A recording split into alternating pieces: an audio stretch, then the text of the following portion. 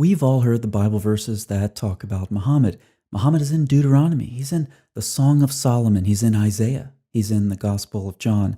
Of course, here on this channel and other channels that deal with Islam, we have gone full Sharia on these arguments. We have beheaded them, we have mutilated them, we have incinerated them like the charred remains of the Qurans that Uthman burned. We have destroyed them like Al-Hajjaj destroyed his old Qurans after his recension. We have sunk them like Egypt sunk its Qurans in the early 1920s. In short, we have destroyed these arguments almost as much as Muslims have destroyed their own scripture throughout history. But we need to give Muslims credit where credit is due. You see, believe it or not, Muslims have dropped some of the worst arguments about Muhammad in the Bible. As we go through a couple of these examples, you simply won't believe them. So I'm going to convince you, Muslim style. You see, all you need to do is browse some Muslim YouTube channels. Whether it's khutbahs or recitations of the Quran, the Muslim world seems to be convinced by almost anything as long as the production value is there, as long as there is bravado, as long as there is boldness and confidence, and as long as there are some effects like reverb or voices droning in the background. Let's take a look. And Muslims, look at the description of your Rasul. I saw a man of striking appearance. His belly wasn't protruding, nor was his head disproportionate and small. In his eyes there was a contrast.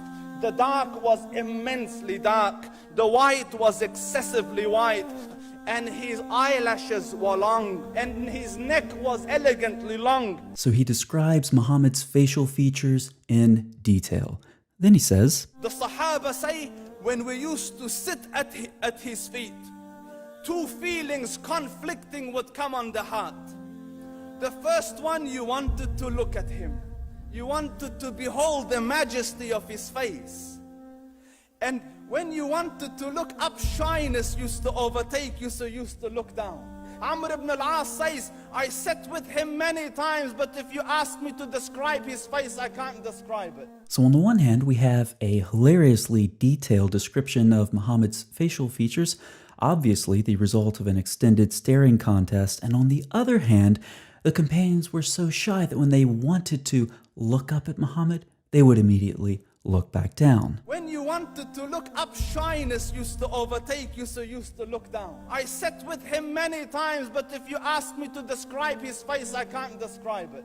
And his eyelashes were long, I can't describe it. And his neck was elegantly long, I can't describe it. The dark was immensely dark, I can't describe it. The white was excessively white, I can't describe it. This is not logical. So, such an exalted and sweet level of logic. But for many Muslims, content doesn't matter. This obviously embellished and contradictory description of Muhammad has thousands of likes and comments and hundreds of thousands of views by Muslims just eating it up. It's all about presentation. So let me up my presentation, add some bravado, some confidence, and some reverb.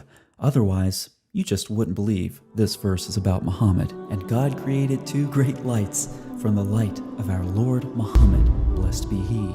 Does this verse seem like a stretch? Well, it actually makes perfect sense. Haven't you heard what happened when Ishmael was born? Gabriel came to Abraham and gave him the good news that God would provide him with a child through Hagar, a son, through whom would appear a prophet by the name of Muhammad, the seal of the prophets. When Hagar gave birth to Ishmael, his face shone like the moon with the light of our prophet Muhammad.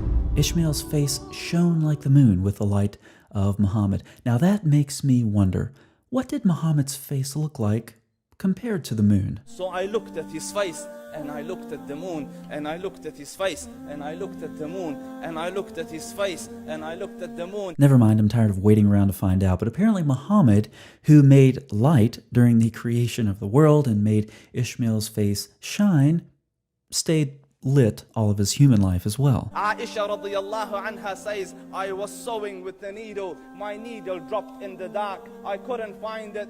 He moved his face close, and I swear, out of the radiance of his face, I found my needle. It all makes sense. So, such an exalted and sweet level of logic. Ready for another verse? I thought so. You might think that Numbers 24:17 says this: I see him, but not now. I behold him, but not near. A star shall come out of Jacob, and a scepter shall rise out of Israel. But you would be wrong. It actually says, behold, a star appeared from the family of Ishmael, and a tribe of Arabs sustained him. Often when Muslims in this period were reading Muhammad into the text, they claimed that they were reading the true or the pure Torah. The Quran says Muhammad's in the Bible. The Quran can't be wrong, therefore the Bible is corrupted. Now, what's a corrupted Bible mean? Well, it means that you can read Muhammad into the text whenever you want, wherever you want, however you want. Now, another verse about Muhammad, very similar to the argument from Sound about Muhammad being in the Song of Solomon, we have Hosea 9. What will you do on the day of the appointed festival and on the day of the feast of the Lord? For behold, they are going away from destruction, but Egypt shall gather them, Memphis shall bury them. Nettles shall possess their precious things, mahmad of silver, thorns shall be in their tents. I know you heard it, mahmad. Sounds like Muhammad, right? The argument from Sound. Surely no one is dumb enough to suggest that a word that sounds like Muhammad must be Muhammad, right? Song of Solomon, chapter number 5, verse number 16. I'm quoting in Hebrew. Hikkom amitakim vikulli Muhammadim zaydudi wa zairai baina Jerusalem. Such an exalted and sweet level of logic, so coherently logical. So they keep on going in circles here and there, like happening there. Using this coherent logic, we can come up with all sorts of brilliant insights. And these are unclean to you among the swarming things that swarm on the ground, the mole, the rat, the mouse, the great lizard of any kind. The word for mouse in Hebrew is akbar, which is identical in sound to a common Muslim phrase. Therefore, when Muslims peacefully shout Allahu Akbar like their prophet did when he ambushed the village of Khaybar, as they were going out in their fields to work, Muslims are proclaiming their God is a mouse. Now, Muslims, if you don't like that conclusion, that's fine. Stop using the exact same logic when you try to find Muhammad in the Bible using the argument from Sound. So coherently logical. Now, what allowed Muslims throughout the 13th and 14th centuries especially to make these sorts of claims? It seems highly likely that these scripture twisters took advantage of their readers' lack of knowledge and general lack of availability of the biblical text. Now, are arguments from those centuries any different from the arguments that Muslims use today? Let's look at Deuteronomy 18 as an example. Here's an article written by Ijaz Ahmad that someone pointed out to me recently. He quotes Deuteronomy 18:18 as the last argument for Muhammad in the Bible. He says the word for brethren is achehim. But this is actually not the word for brethren. What he has there in Hebrew is brother in plural construct. It's a construct phrase. It's the Hebrew word brother in construct with a third person plural pronoun. He doesn't know the difference between a Hebrew word, which is clearly what he says, and a Hebrew phrase. Now, you just know intuitively that if someone doesn't even know the difference between a word and a phrase in Hebrew, then you definitely want to take their word for what the Hebrew means. But we know with certainty that the Arabs are the kinsmen, the brothers, cousins, etc. Also, the brothers are the Arabs, and we know this with certainty from someone who doesn't even know the difference between a Hebrew word and a construct phrase. That makes a lot of sense because when I go back earlier in the chapter, in verse 2, I see that the Levites will have no inheritance among their brothers. I'm sure that the Levites needed to be told that they would not have an inheritance among the Arabs. Thank you, Moses, Captain Obvious. Or what about Deuteronomy 17:15? You may not put a foreigner over you who is not your brother. Since we know with certainty that the brothers are the Arabs, then that means that the Israelites only elected kings from Ishmael's descendants, right?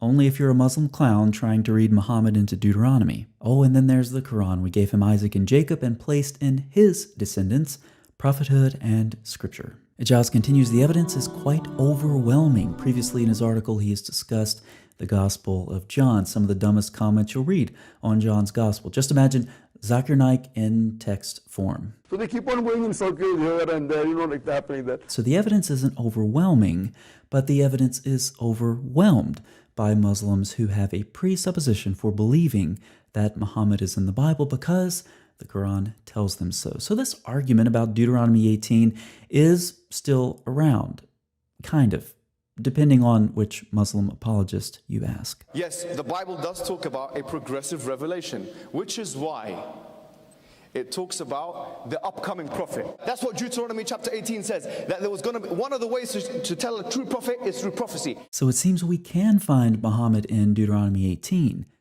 kind of, or maybe we can't. If I were to choose a verse in the Bible, or especially the Old Testament, that I could confidently say, it speaks about Prophet Muhammad sallallahu alaihi wasallam. If I'm being completely honest with you, I wouldn't choose Deuteronomy 18. So you wouldn't choose it. So it's No, not I wouldn't choose that one. Deuteronomy 18. I would choose Isaiah 42. It talks about the upcoming prophet. That's what Deuteronomy chapter 18 says. So this argument that was popular centuries ago is still around today. And the old argument about Muhammad being in Hosea 9 is no better than saying Muhammad is in Song of Solomon 5. Also, writing Muhammad's name into Genesis 1 is no better than scratching Yahweh out of Isaiah 42, writing Muhammad's name in there instead, and then saying, look, I found Muhammad in the Bible. But today the Bible is much more widely available.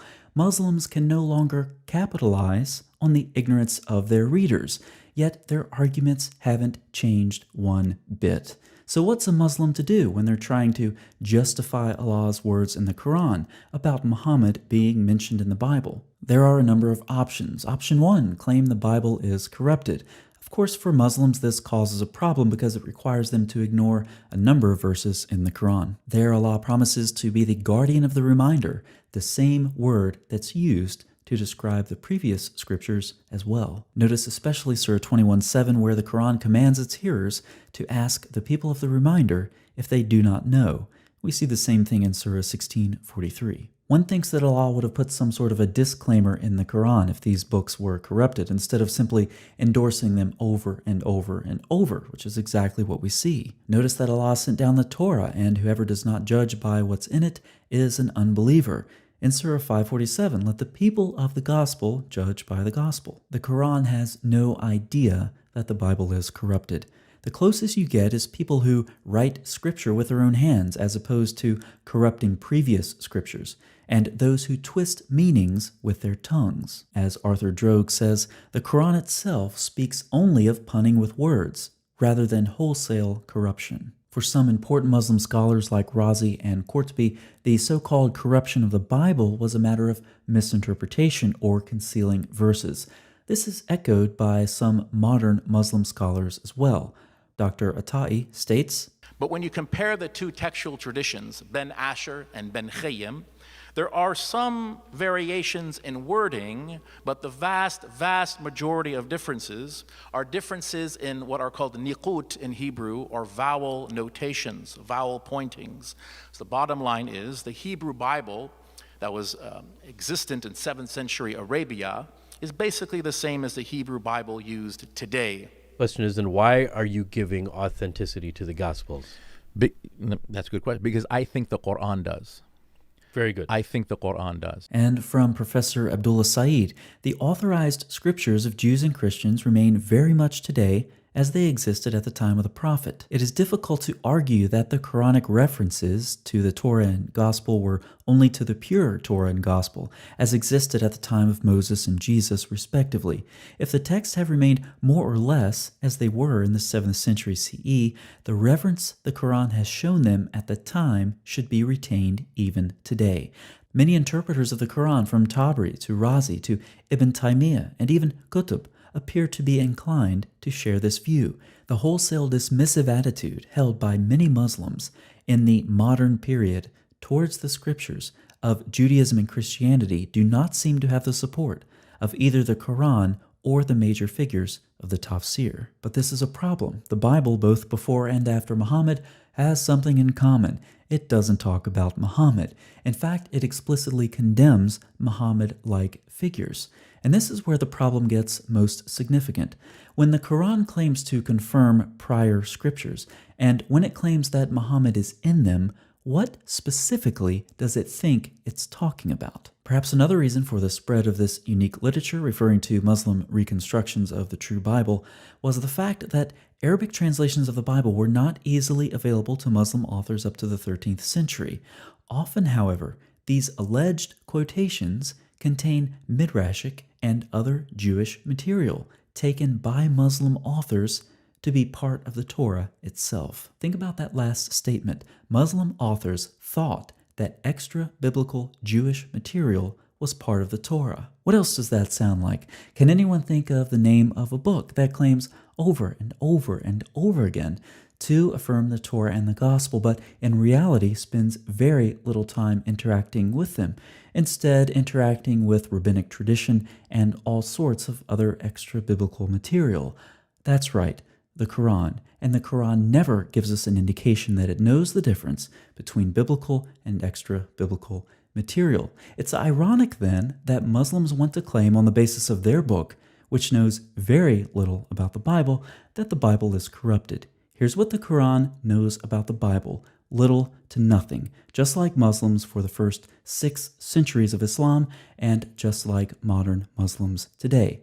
Now let's look at the second option for Muslims who want to defend their God's claims about Muhammad in the Bible. I've said it before, finding Muhammad in the Bible is like the carnival game, whack-a-mole.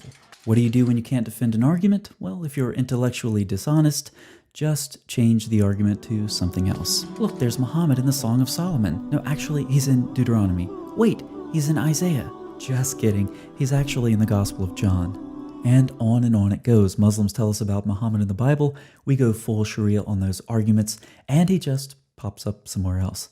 If these arguments seem like complete nonsense to you, it's because they are. Centuries-old nonsense that originated in an era of biblical illiteracy. And even today, it's very clear from the Muslim world that they haven't made a single step towards biblical literacy since then.